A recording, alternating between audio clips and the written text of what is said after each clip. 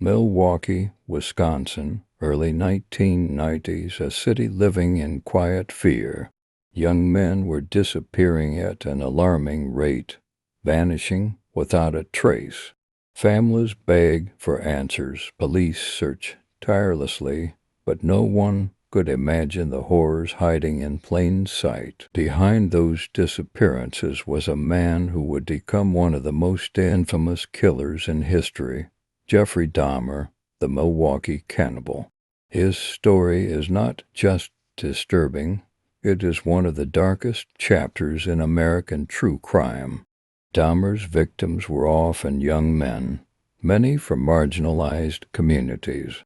Some were students, others simply trying to get by. Each victim had dreams, families, and lives tragically cut short. He often lured them with promises of money, alcohol, or photographs, ordinary invitations that masked deadly intentions.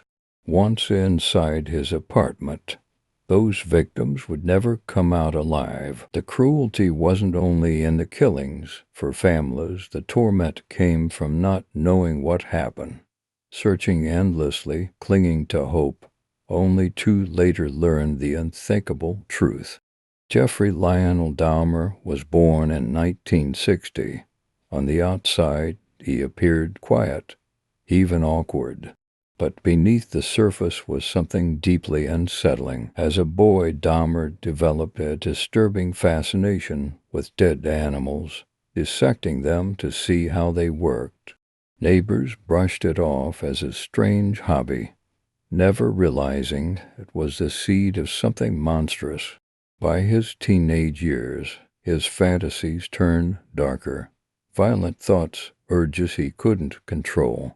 As an adult, those urges became a chilling reality. Dahmer lived a double life. To some, just a quiet man with odd habits, but to his victims, a predator unlike any other. Inside his Milwaukee apartment, Dahmer committed acts that horrified the world. He lured his victims, drugged them, and killed them. But it didn't end there. Dahmer dismembered bodies, preserved bones, and even ate parts of his victims. His freezer contained human remains. His walls, drawers, and closets hid evidence too gruesome to imagine. When police finally uncovered the scene in 1991, they described it as a house of horrors, a nightmare that was real. The sheer brutality was almost unbelievable. Cannibalism, necrophilia, and trophies taken from his victims, each detail more disturbing than the last. Dahmer might have continued his killing spree if not for one man who escaped.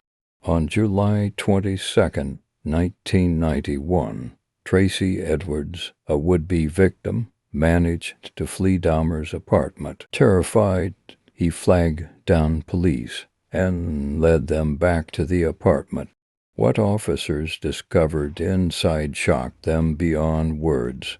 Photographs of dismembered bodies, skulls, severed heads in the fridge, and evidence of unimaginable crimes. Investigators pieced together the horrifying truth. For over a decade, Jeffrey Dahmer had killed at least 17 men and boys. His crimes had gone undetected for years, hidden behind a mask of normalcy. In 1992, Dahmer faced trial. The nation watched in disbelief as details of his crimes were revealed. He confessed freely, showing chilling calmness as he described what he had done. His lawyers argued insanity, claiming no sane person could commit such acts. But prosecutors countered that Dahmer knew exactly what he was doing. He planned his crimes, covered his tracks, and acted with chilling precision.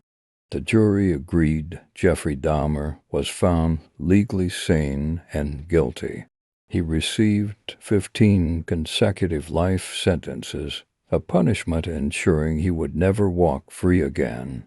In prison, Dahmer lived under constant threat from other inmates.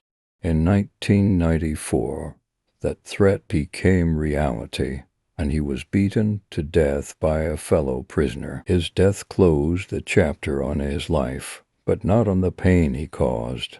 Families of the victims were left scarred forever.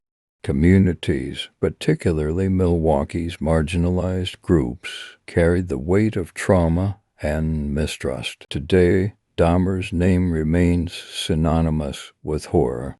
He is studied by psychologists, remembered by historians, and feared by the public as one of the most disturbing killers of all time. But above all, we must remember the victims, 17 young men whose lives were stolen in the most brutal way. Their stories deserve to be told, their memories honored, and their names never forgotten.